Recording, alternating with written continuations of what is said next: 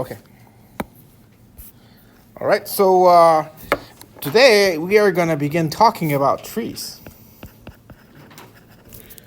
So, what are trees? Well, unlike arrays, linked lists, stacks, and queues, which are all linear data structures, then trees are going to be a hierarchy-based structure.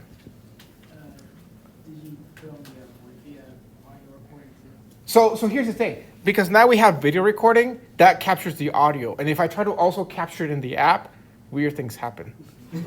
So you will get audio, but it'll be even better now because you get the screen recording. So you actually see me drawing as it comes in. So, and it'll be on YouTube. And then, however, the PDFs will still be uploaded.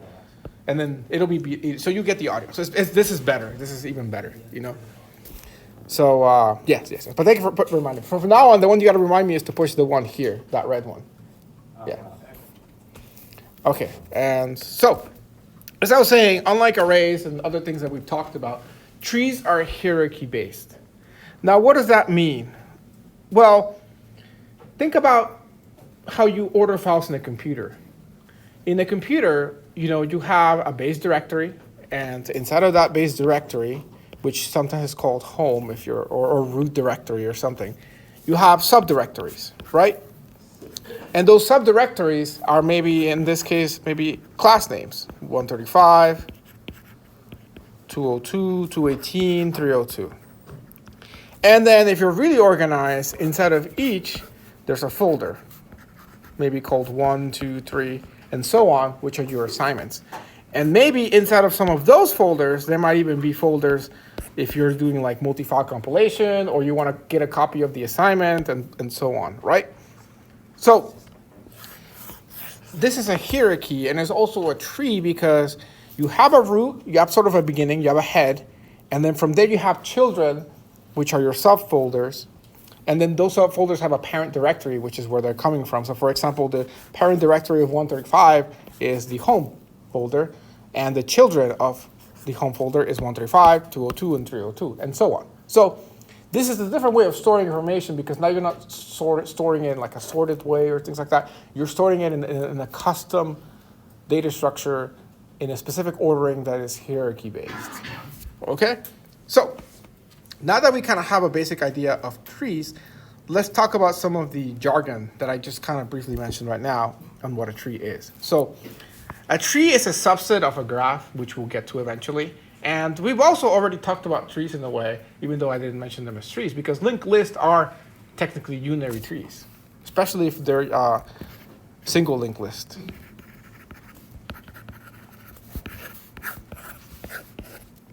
So if I have my head pointer that is pointing there, and then I have node A, and then I have that pointing to node B and pointing to node C, which is then pointing to null, then technically this is a tree. So the first thing that you should know about this is that the topmost node is called the root of the tree. So if you have a tree, here's, for example, a binary tree, and I'll talk about why it's called binary. Well, that's not a binary tree. No, it is. Versus like a unary tree. And maybe you have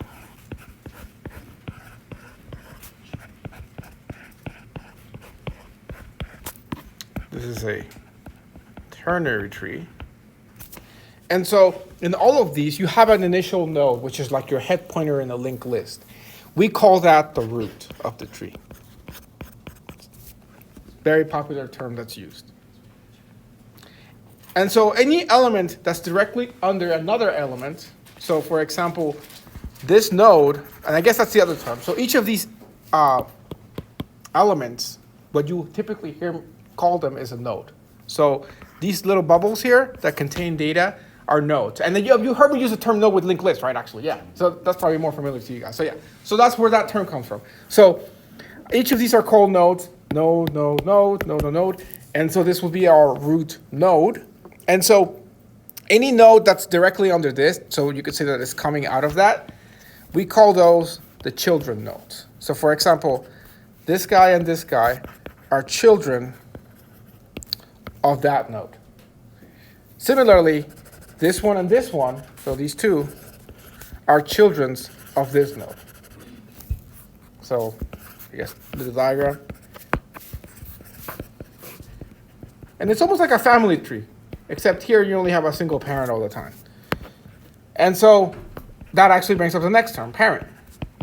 So if we name these nodes, A, B, and C, we can say that B and C are children of A. We can also say that A is a parent of B, and then you can also say A is a parent of C. Does that means that you have a link coming off from the parent to the child? In the case of a linked list, I suppose if you have something like this, and that's a node, then you can say that cur is the parent node of cur next, or cur next is the child node of cur. So interchangeable terms if it's depending on which way it's going. One more term. Whenever you have a node that is pointing to null, which means that it's the last node in the case of a linked list, that's the tail, we have a special term for that. We call those leaf nodes, like tree leaves. And actually because of tree leaves. With a binary tree, your leaf nodes are going to be the nodes that do not have children coming out of them. So they're no kids. Sometimes we indicate that, just like when I'm doing linked lists, I put an arrow and a dot, and that kind of signifies for me null. You can do that too here if you'd like, by doing it like that. Or you can just not draw any line coming out of it. Either way, this guy, this guy, this guy, and this guy are all leaf nodes because they have no children, okay? Is this guy a leaf node? No, because it has these children coming out of it. In this example, how many leaf nodes do you have in this tree? 5, that's right. 1, 2, 3, 4, and 5. These are not leaf nodes because they have children, and this is definitely not a leaf node. Which one's the root? This one. How many parent nodes do we have here, actually? 4, because we have this one, this one, this one, but this is also a parent. So it's like if 3 men are in the, if 3 guys or any, I keep saying men, I don't know. If 3 parents are in a room and they're all related, and you have a grandfather, maybe you have a daughter, and then you have that one has a daughter. So you have a parent who has a daughter but has also a grandchild. Technically, they're parents themselves, right? So there's 2 parents in the room, right? Because if you have grandpa, and then you have mom, and then you have son, mom is like the son, this is the son of that. Technically, this relationship is also a parent-child relationship, right? So similarly here, this guy's a parent too. He's also a grandparent.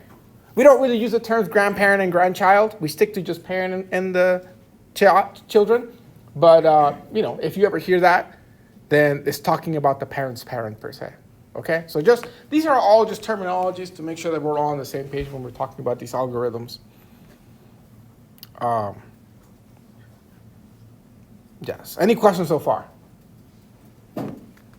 Okay. So as I said, the big reason of doing this is because we can do a hierarchy, right?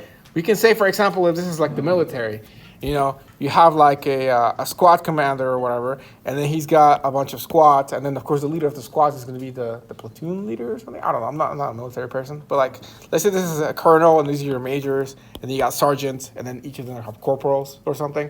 So that hierarchy based, it can depend. Like maybe a major can only handle like 3 sergeants or something, and each sergeant can only handle 12 soldiers in their platoon or something like that, right? So this will be the number of children he has, that kind of thing. The only risk about calling him parent and child is that you would not want to do this. Because you're thinking like mom, dad, and kid. No, don't do that. Don't have 2 nodes pointing to the same thing. That is iffy. You want to do something like this, but then you're going in this direction only. That's the other thing. You're only going in one direction here. Now, we can go around that, right? For example, with a singly linked list, how do I print it backwards? C++-wise. Like, what's my implementation for printing backwards? Linked list. That's singly linked list. That's right, recursion. You recurse to the last node, and then as it's coming back, you print them out, and you get the list backwards. Very good. So you can do the same thing here with trees. You can use recursion to traverse them, and we'll talk about that in 2 weeks, I suppose, or a week and a half. We'll see. A week and a half, yeah. So, okay. Other examples of usage of trees, you can make information easy to search, which we'll talk about in a second. You can manipulate parts of data. You can also use them for like routing algorithms, multi-stage decisions. So for example, in the other class I gave an example like, suppose you want to create a game that can play chess for you. And of course with a real chessboard, this is insanely huge, but if it was a smaller chessboard, then you could have the parent node is the move where you're at. And each children is a specific place that you can make a move. So for example, a horse can only go in certain spots, right? So you can list out all the possible spots where it can land. And that's one set of children. And then each of those has a child of themselves because once you're there, you can go to different places, right? And so this can go on forever. But you could potentially create a massive tree that would map out every possible combination of moves and see which one takes you to like a checkmate. Of course, that tree is insanely huge. It's not practical to actually do it, but with a game like checkers where it's a little bit simpler, you can actually build a tree to create the perfect game from your current position, or at least the best possible game. You might not win still. You might be like in a loss, but to make the longest possible loss or whatever. So let's talk about an example of trees that is very popular and that we're going to focus very much on. And those are binary search trees.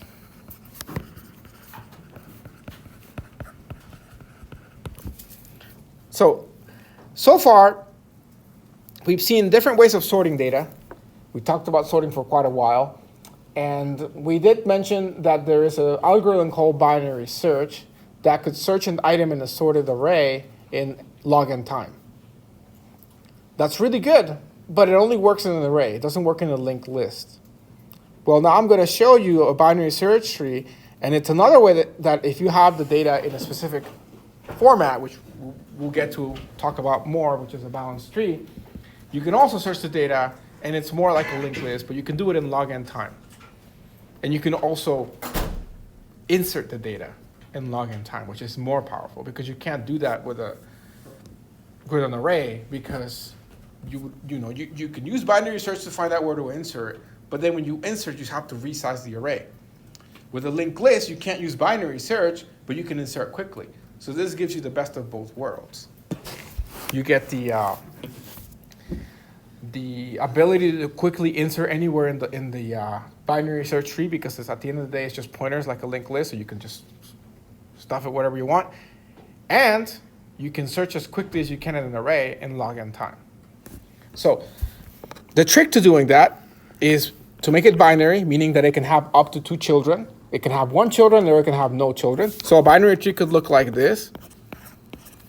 It could also look like this, or it could look like that, with no nodes.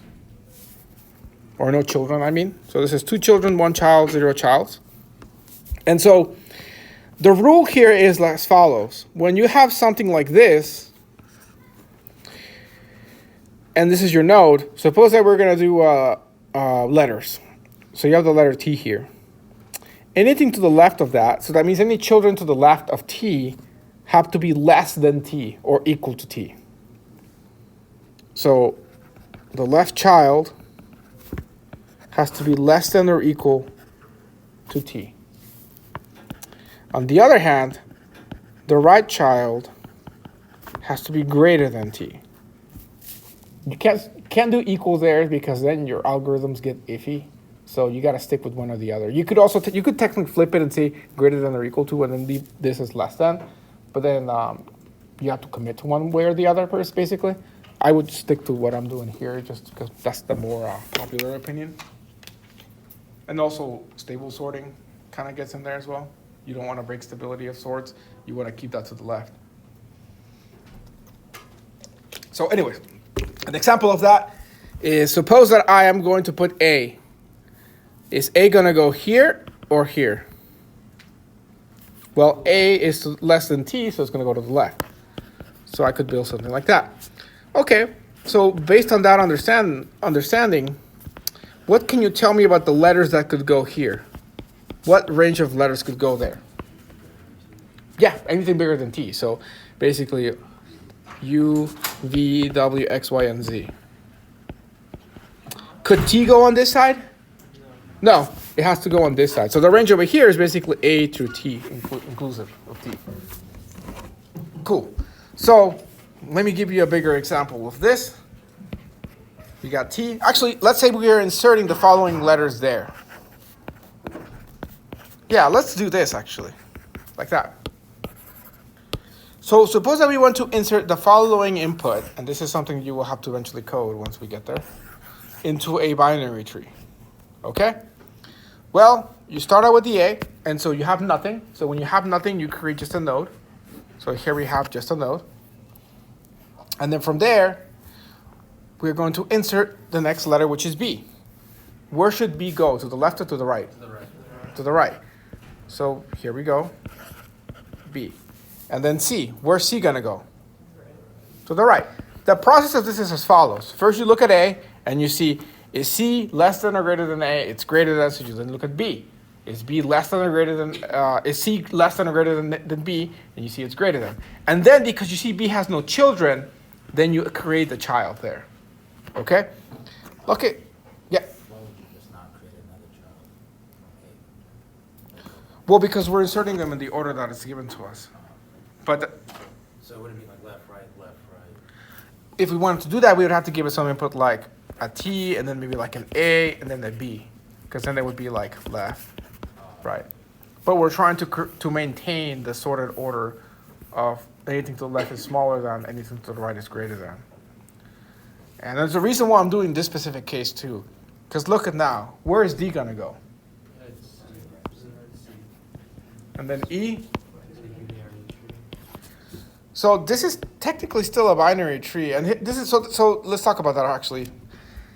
Remember the example that I told you about time complexity and how, like, technically O n cubed belongs to O n like 10, right?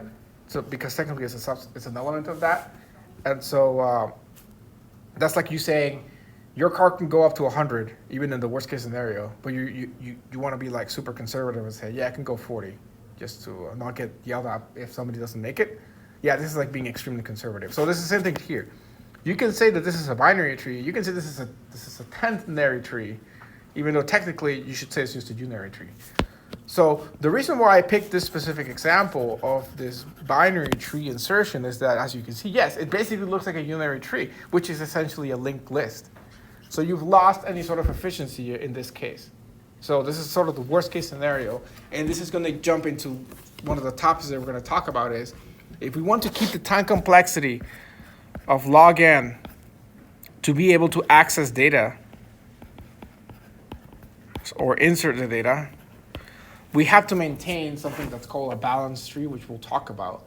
Because if we don't, if you just insert things randomly into a binary tree, it can degrade into this, which has the nickname of degenerate tree.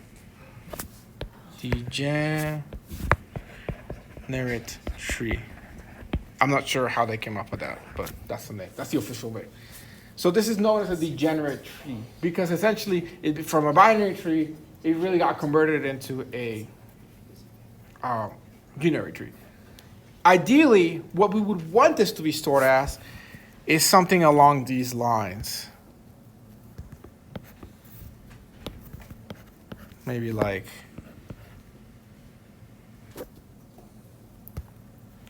doesn't really matter what you put here, but like that and like that. Something like that. Because now, if I'm looking for a letter, so let's go through the process of looking for letters. Suppose that I'm looking for the letter Z. Okay? My process is to start at the root node and ask, is Z less than or greater than A? And because it's greater, then I go ahead and check here.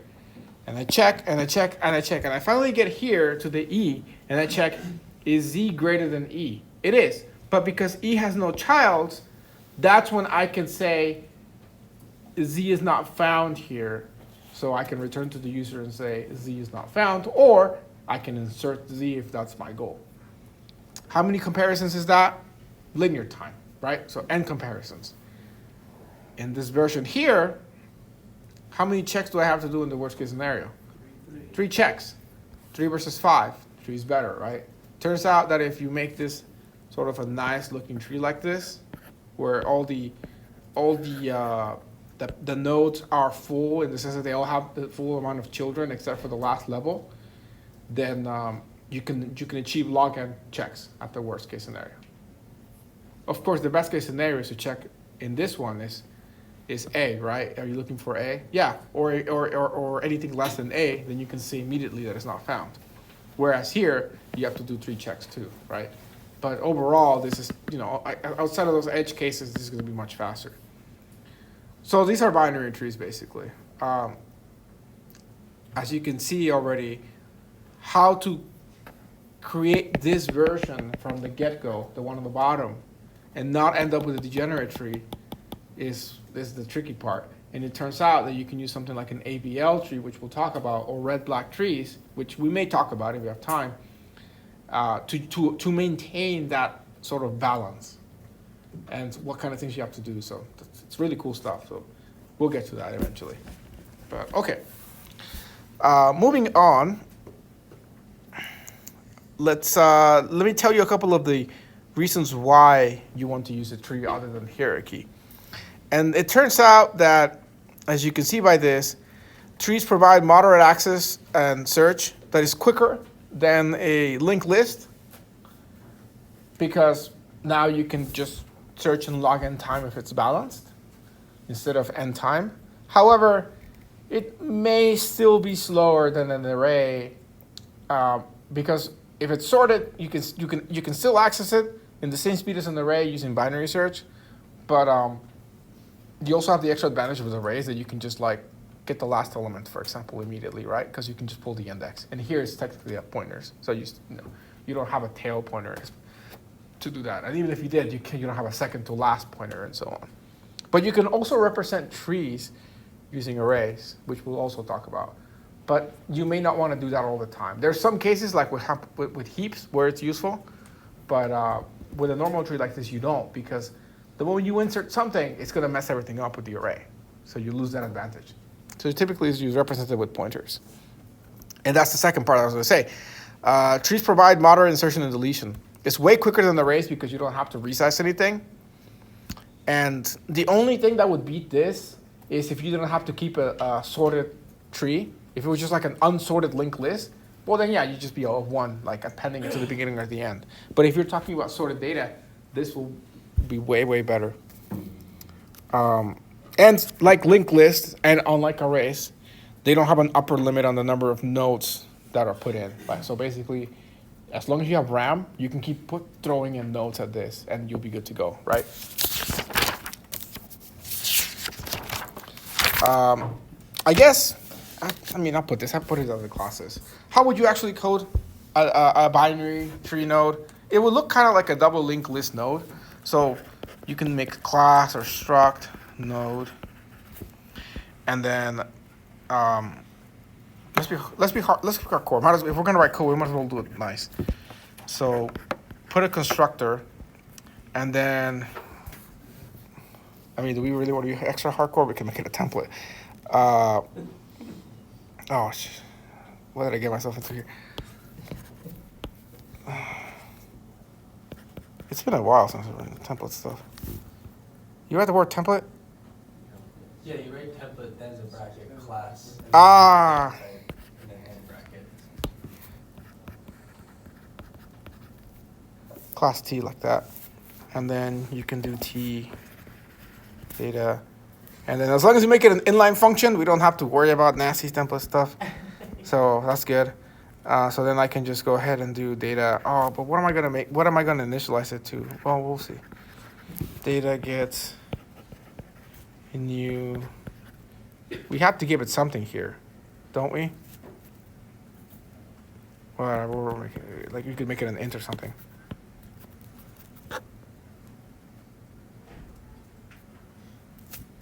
I regret doing this. Wait, what is it supposed to be? Well, this needs a parameter. That's what it does. Is it the parameter? It needs a parameter so it knows a type. It's a T type. So I think in this case we're okay. We don't need to say that. Yeah, for while they're using the definition. Yeah. Okay. And then we want the destructor as well. Just to protect ourselves, make it virtual. You never know. Although I think it's gonna complain with the template stuff. So. What does that help us again? Virtual destructors are if you have, like, for example, a class. So you have, like, say you have a class A, and then there's a pointer in there, and then you make a class B that inherits from A publicly, and then there's another pointer in there. Okay. So here's the thing. If you make an object of class B, it has both this pointer and this pointer, right? And suppose that your constructor you allocated just like we're doing here, and here you also allocate. Well, if you have a pointer of type B that is pointing to an object of type B, and you call delete, it technically calls it calls the constructor of the derived class, and then it calls the constructor of the superclass, so that there's no memory leaks. But suppose that you go ahead and you make a pointer of class A point to an object of class B. When you call delete, it thinks that it's actually a class A object, and it's only going to call the constructor of the superclass and not the derived class, and you're going to have a memory leak. So it's basically to avoid memory leaks. So, I mean, you shouldn't be doing that in the first place to stop casting in dangerous stuff. But if, to protect yourself, you just throw the word virtual and you let it happen. So, yeah. Okay. So finally, for the pointers, we want node pointer. If it's a binary T, you can call it left and right. And let's just do C++11 so that I can do this. Right? This will compile. Yeah, so otherwise I have to put it in here. I never finished doing the destructor, so here, let me do that.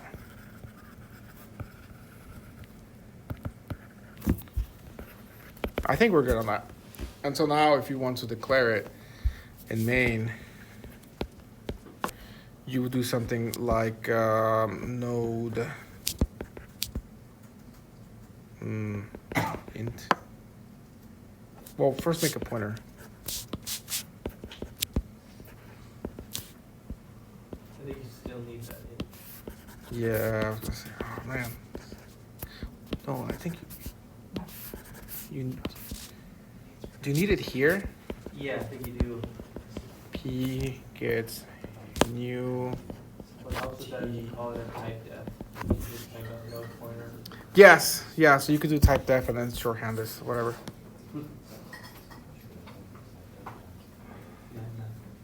I think that's good. I think that's good.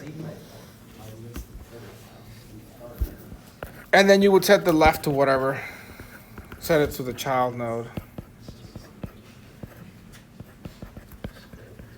Child node and so on. Okay? So, I don't know, we should have not. I had here like I didn't even have a, yeah, this was not templated at all, so. I don't know. Yeah, okay. If it doesn't compile, just look at the error and fix it based on that. Yes. It's a good review. Okay. Oh, yeah, so we have 2 minutes. So, any questions on this? In this class, are we ever going to be making, Templated stuff? no, tree of an unknown size?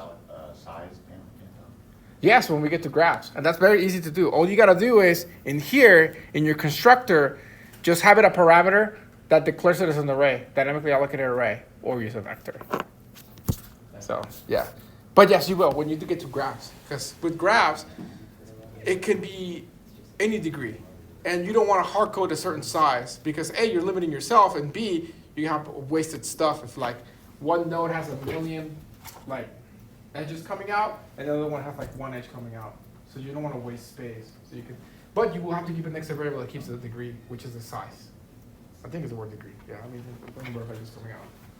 So you will, yes, you definitely will. This is like a walking subzone here before we get to graphs, which is, again, this is a subset of that. Technically, trees are directed as cyclic graphs. They are directed, and they have no cycles in them, which we'll also talk about what that means too. So yes, it's a very tiny category of the big picture. Okay, so the next time where we'll pick up from is I'm going to show you 5 properties, which I want to just write out, of binary trees. And then we will talk about those, and then we'll be caught up with the other class. Other questions? Okay. Again, this is not going to be on Wednesday's test. All right. Okay. I will leave the recording on, actually, for the review, because that's actually useful to remember. So. Oh, but that's 2 uploads. No. It's 1 upload. Oh, okay. So now it's going to be review for test 1. So,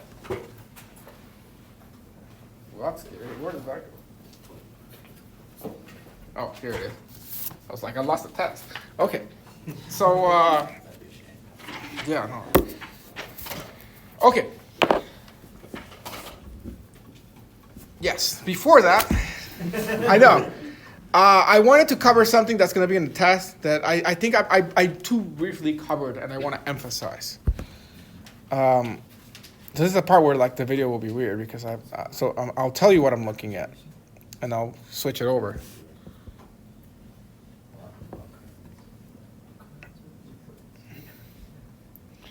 So if you go ahead and look here at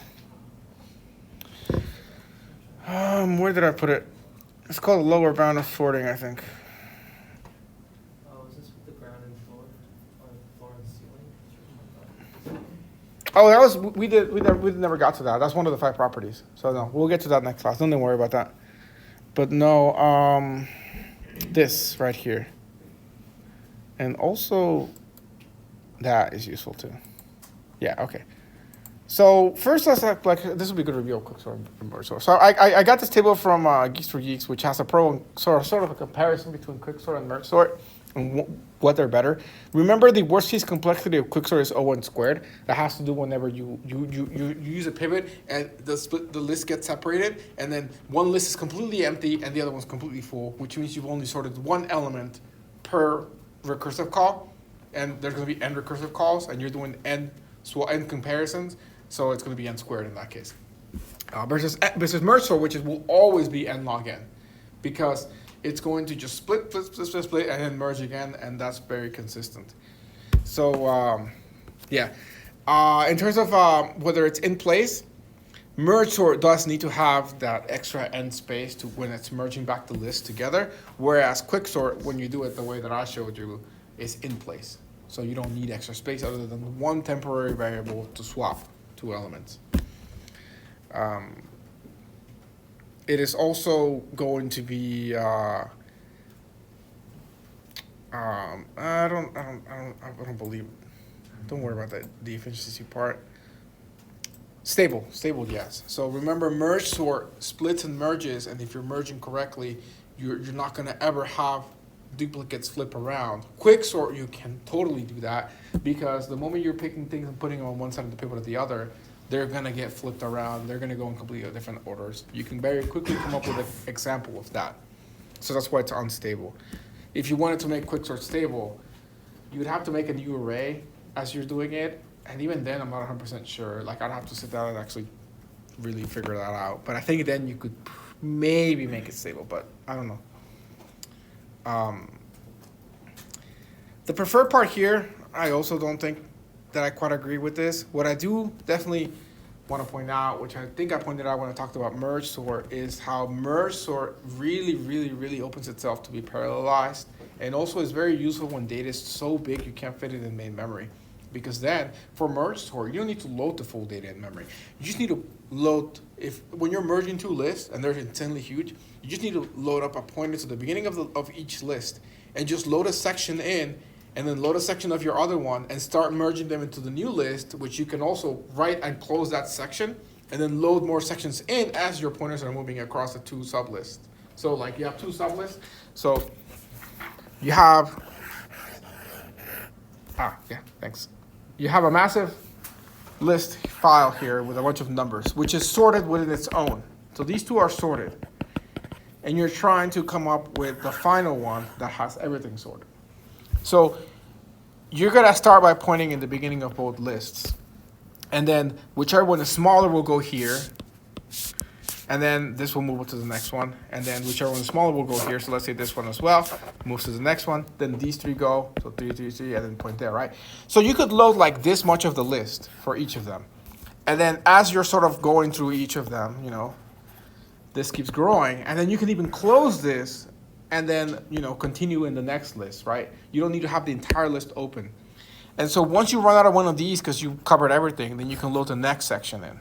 So you don't need, so it's very efficient, and it's called polyphase merge sort because you don't have to have the list loaded in memory. Whereas with quick sort, you do, because you're working to there. Otherwise, it will be very, very inefficient. Because like, suppose that with quick sort, you want to swap this with this, but then you got to swap this with this, and so on. So, you know, you have to have more of the memory, more of the list loaded. So it's not the best thing. And because of that,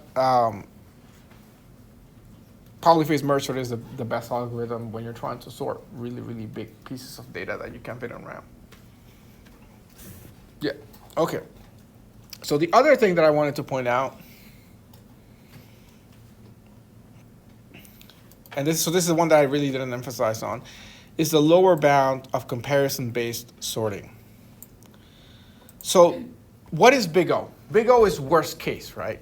But that doesn't mean it's always talking about upper bound or lower bound or anything. In fact, boundaries, upper and lower, have nothing to do with what big O actually means. Big O is just saying the worst case scenario, but it can be the worst best case scenario, it can be the worst case scenario. So what I'm saying is, when you're talking about sorting, you can say, okay, yeah, the big O of quick sort is n squared because that's the worst case scenario, the worst kind of list that I'm given. Right. But I can also say big O in terms of lower bound by saying, okay, so for example, given the worst possible list that I can to an algorithm, what's the fastest that I can finish? It's still the worst possible list you're giving it. So it's still talking about big O, but you're talking about it in terms of lower bound. So what the lower bound of comparison-based sorting is telling you is basically what's the best that we can do, what's the fastest that we can sort a list using the best possible algorithm we could come up with, but still giving it the worst possible input for that specific algorithm. So we could create this really, really great algorithm, but to find out what its boundaries are, we have to give it the worst possible list for that specific algorithm. So for example, quick sort is going to be like what, a reversed order, I think, or bubble sort is reversed order is the worst case. So if we pick and say this is the best algorithm, the lower bound of that is going to be based on feeding it the worst possible combination. That's why it's the big O. So you got to make sure you separate boundaries and big O, because you can have an upper bound and a lower bound, and both can be big O. Because again, we're feeding it the worst possible data. Omega is the other way around. The upper bound and lower bound of omega is still involved the best case scenario, which is the best possible combination of your list to feed to the algorithm, which is typically going to be sorted, but it may not be. It might be something else. For example, for merge sort, I think that, or for quick sort, the best combination to run quick sort with may not be a sorted list. It might be something that looks like a mirrored list, because when it does the swaps, it just swaps everything in order the first time it runs or something like that. So there's a proof, and now I'm not going to make you do the proof of the test, but it's good to be aware of. Can we, so far you know that in most cases quick sort is n log n, and merge sort will always be n log n. But can we come up with an algorithm that is like faster than that, like in theory? And it turns out you cannot, and there's a proof of that. And so that's what this is. So just kind of briefly walk you through that. And this is for comparison-based sorting, because there's algorithms that are not comparison-based. But there's a catch to those. So don't just assume because you say, oh, my algorithm sorts in n time. Yeah, but there's a catch usually. So the way that works is it has to do with permutations. So the number of comparisons, yes or no decisions, necessary to distinguish between n factorial permutations. N factorial permutations means that's how many possible combinations you could have the numbers be in. And so you can compute how many yes or no decisions, which are binary, by taking the log of n factorial. And so if you do that, which is basically what you're doing here, you can see that log of n factorial has to be greater than n divided by 2 to the power of n divided by 2. If you take the log of that, that number is going to be less than that, which is n factorial. So if you know the power rule, one of the power rules I showed you is you can take the exponent here and take it outside as a multiplication. So that's what they do here. And basically this is a constant. So it ends up just being n log n instead of n divided by 2, n divided by 2 here.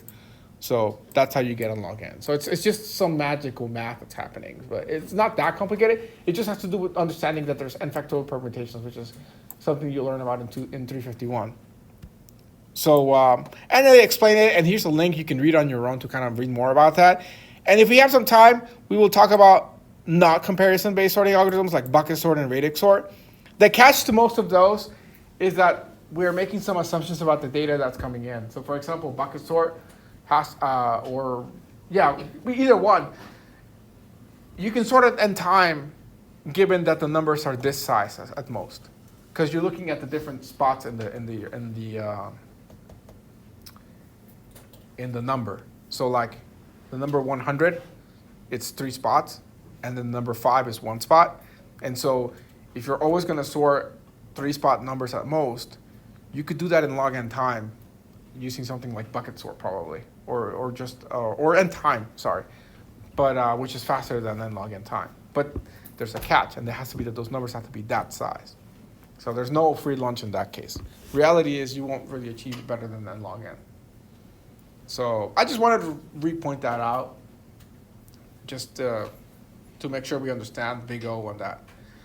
Okay, so now we can really, really talk about the test. So the test is 24 questions. It escalated from the 15 that I wanted to do. There's one extra credit question, which has multiple parts to it, worth up to, I think, 10% extra. Is it a coding question? There's three parts to it. The first one is theoretical, questioning your knowledge. This is you know it or you don't. The second one has to do with the homework, and that one everybody should get. But you know if you don't get it, don't feel bad. But it's just knowledge based, not programming. The third one may be answered in coding or in pseudocode or things like that. It has to do with algorithms in general. So what was the question? Extra credit. One extra credit. There's 3 of them, and they're worth 424 basically, for a total of 10% extra. So you could get 110 if you do that, but actually you can get more than that in the test. You can get up to 120% on the test, because there's another 10% extra somewhere else. So, which we'll get to. So, all right. So,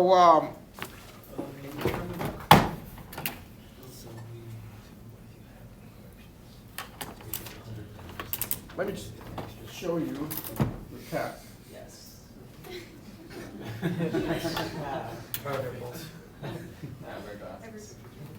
Why is it so blurry? I'm not trying to do this. Okay, so this is the test, but the reason I'm showing you this is, and you can't, I mean, you might actually be able to see some of that cell phone. So I think maybe, yeah, okay, this works fine. So this is the point distribution. It's 3,500 points. And that's just because it makes the math easier. As you can see, I could have taken the 0 out of all of these potentially and made it 350 points. So don't panic for the big number. Are we gonna have like one word answers? There are some of them that have a one-word answer. Some of them are multi-part questions though. I think, for example, what's the big one? 321. Well, in the beginning though. I think these 2 here, the 8 and 9, I think those are the ones where you gotta look at code and figure out its time complexity. So it's one question, but there's 4 parts to it because there's 4 pieces of code. Cool. When we're calculating time complexity, what operations we not supposed to be counting, I guess? Well, It feels like, it has, whenever you compute it, you have to do it in relation to a variable. okay. So if it's in relation to the parameter of the function, which is like n, then anything that affects n. But if it's something that's indirectly affecting n, like a cout statement, you don't really count that, unless it's inside a for loop that is based on n times, then it counts it. So based on the variable itself. So, okay, so you also that, and so I'll walk through the points now. In fact, actually, what I can do is I have two copies of the test. So here, I'll leave this one up. Are they different ones or same one? They're slightly different. This is my solution manual, so I was coming up with that. So I'll leave that up. Okay. So questions 1, 2, and 3. So the test was originally 25 questions long when I first, like the first iteration of it. And then I cut it back to 22 questions, or 21 questions actually. And then I added 3 questions back because they're not data structure class. They're actually review from 202. So it's okay. It should be easy. Should be. It should be. Yeah.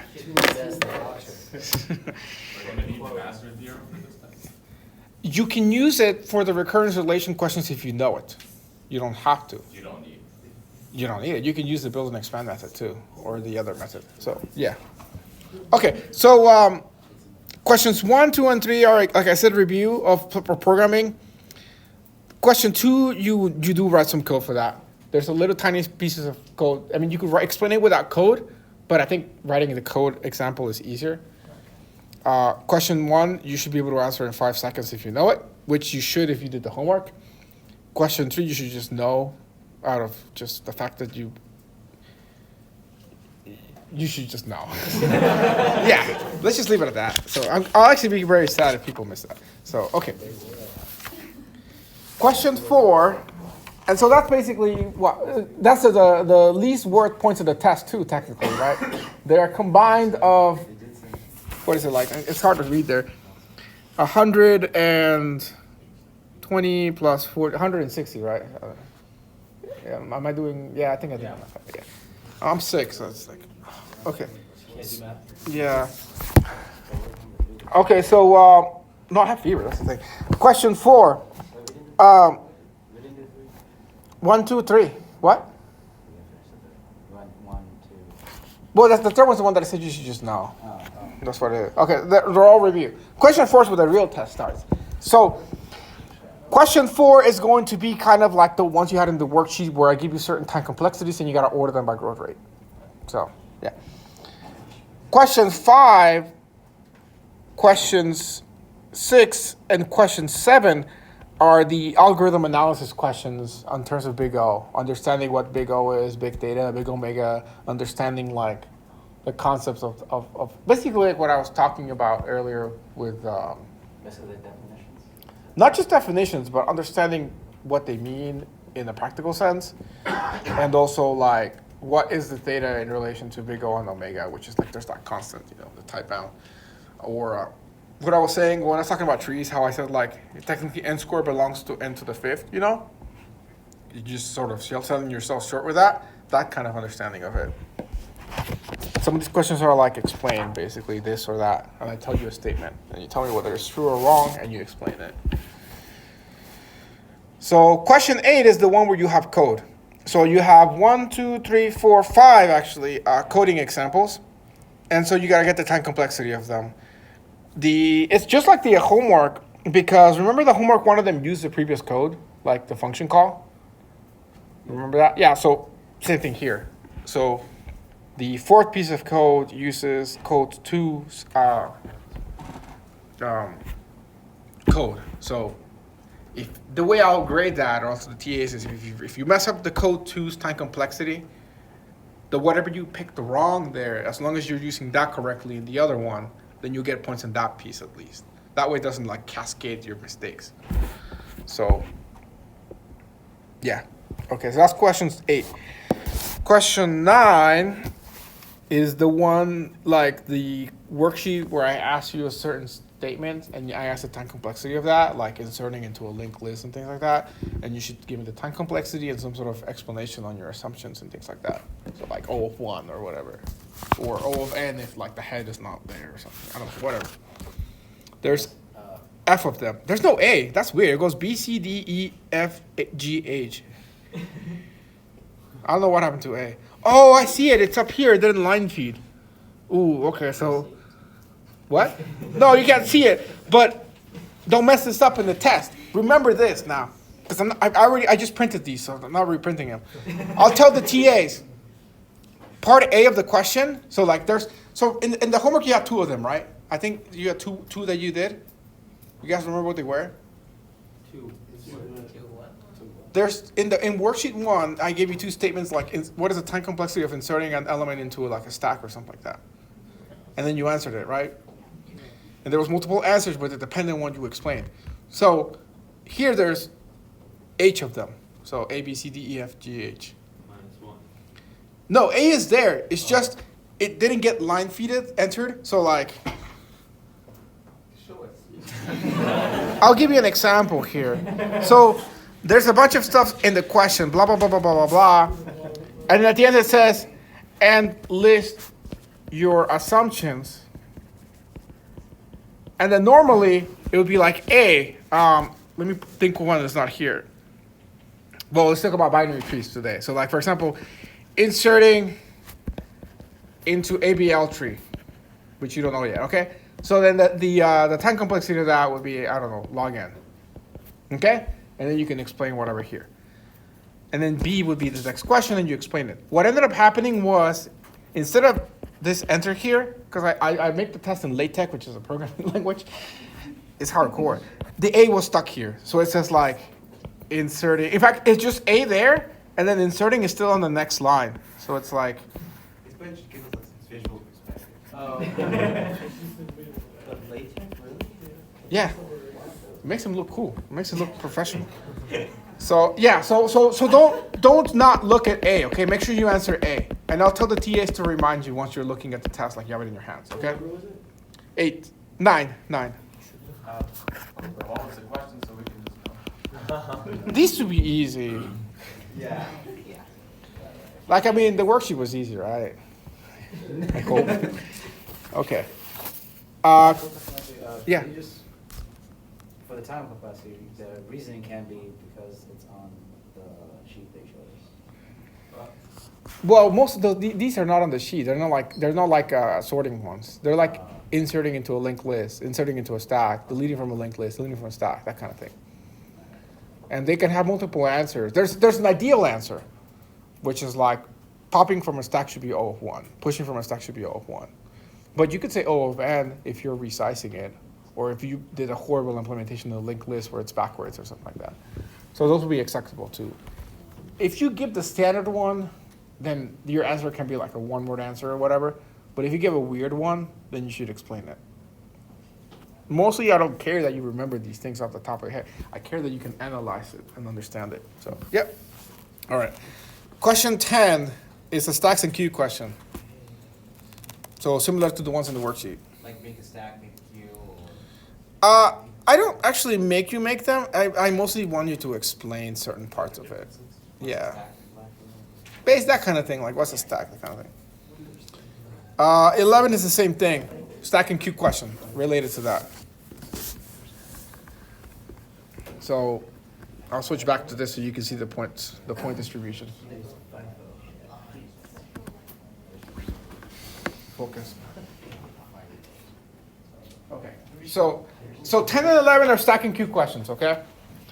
Question 12 is more algorithm analysis, but starting to talk about sorting. Sorting algorithm analysis. And then 13 and 14 are also sorting questions, sorting analysis stuff. So like, that's all this me talking about sort functions, stability, in order, all the things that I was talking a little bit earlier about, that kind of stuff could show up. Question 15. So what sorting method should we know? Which sorting algorithms? Yeah. Oh, the ones that we did. So that's bubble sort, selection sort, insertion sort, quick sort, and merge sort. And I think that's just all the ones that we covered. We haven't covered heap sort, so don't look at that one. Or Vedic sort, or bucket sort, or anything like that. So that brings up to the next question, and this I can tell you because I've told you before it's going to be in the test. There is a table in the test that you have to fill in with the time complexities: omega, theta, big O, and space complexity. Which one? 15. And that's above all the sorts. 300 points. That's 10%. That's all the sorts, yes. So, for example, what's the big O of quicksort? Yeah. No, it's not. It's n squared, man. What's the omega of quicksort? And log n. Yes. What's the theta of quicksort? And log n. What's the auxiliary space of quicksort? Oh, 1. O of 1, yes. So, yes, you got to know this for all 5 of them. So that's 15 things. No, sorry, 20 plus times 5. 20 things you need to know. All right? So, yeah, if you get that wrong, then there's just can't help you there. Question 16 is a question in regards to that table, some analysis. That's where I actually know if you didn't just memorize things. Questions 17 through 19 are questions on sorting algorithms again, but these are focused on the bad ones, so like bubble sort, selection, and insertion sort. 17 through 19 are questions, my voice is going, on the bad sorting algorithms. So not merge and quick sort. So they could be asking you like implement them or some specific question about them, that kind of thing. So, if you know the algorithm, you should be able to answer that. Question 20 is going to be like the worksheet 2, the quick sort, where you got to basically run quick sort on this, and then explain the algorithm as well. And you have to do it in place quick sort. You cannot do the split magical stuff. Wait, why? Because I want to know you can code it, so. So you could either code it or. I mean, even if you code it, you still have to show the sorting with this one. And there's only 8 numbers, so it should be rather simple. I think that one of the worksheet was like too long, so. Yeah, it was long. Yeah. Don't make it that long. Yeah, see, I just picked a bunch of numbers and I threw them in. I never realized, I never sorted it myself beforehand.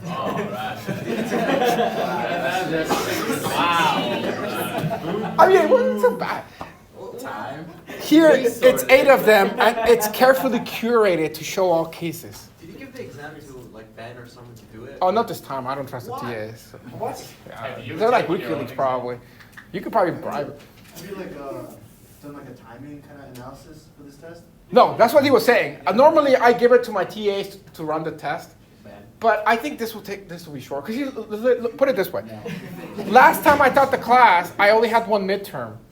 And then it took them like 2 hours to do it. So that was bad, right? But now we have half the material, so it should take you about 1 hour to do it. So you should be okay. I feel like the reasoning doesn't work like that. You still have the same amount of time. That is an assumption. That's not. The good thing here is there's no class after. So you can get a little bit of extra time. You guys have the better end of this. I think you guys will be okay. I mean, that's why I put 8 numbers in quick sort. It's less quick sorting, so. Just to confirm, since there's no other class left, can we stay?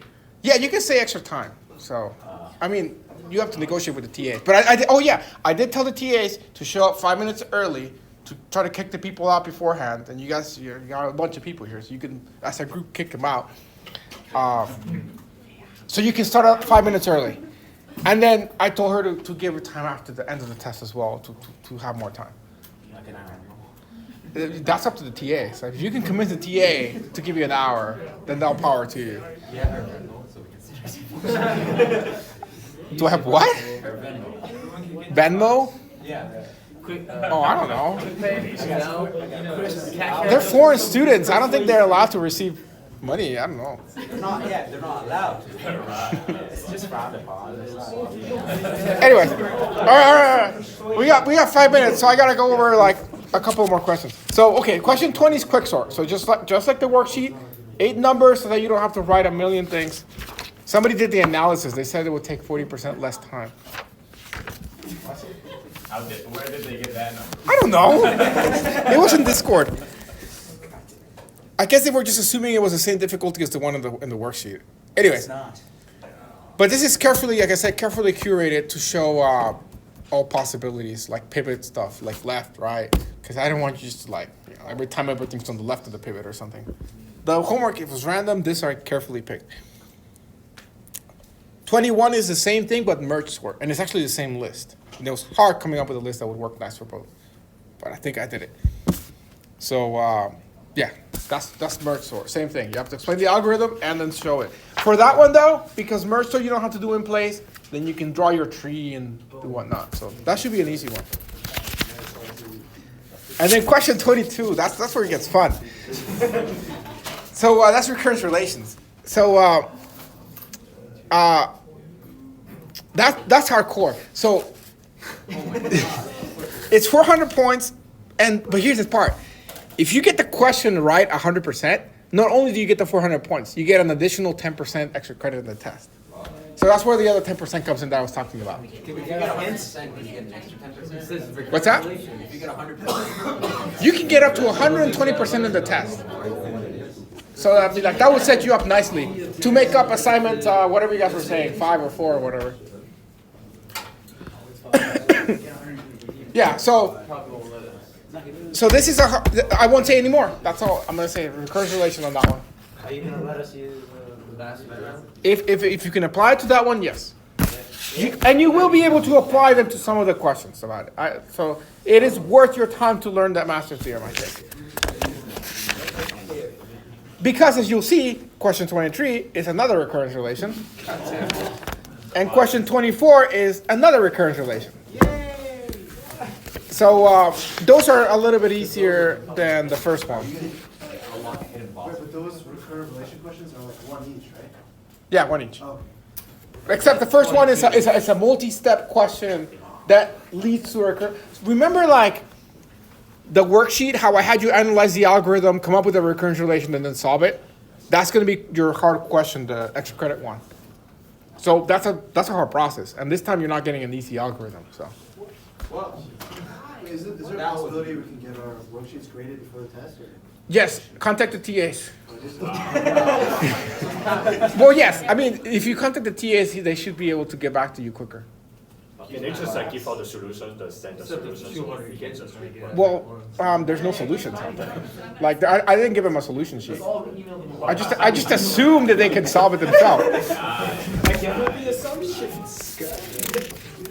So for recursion relation, so we have two parts, right? First we have to figure out the recursion relation.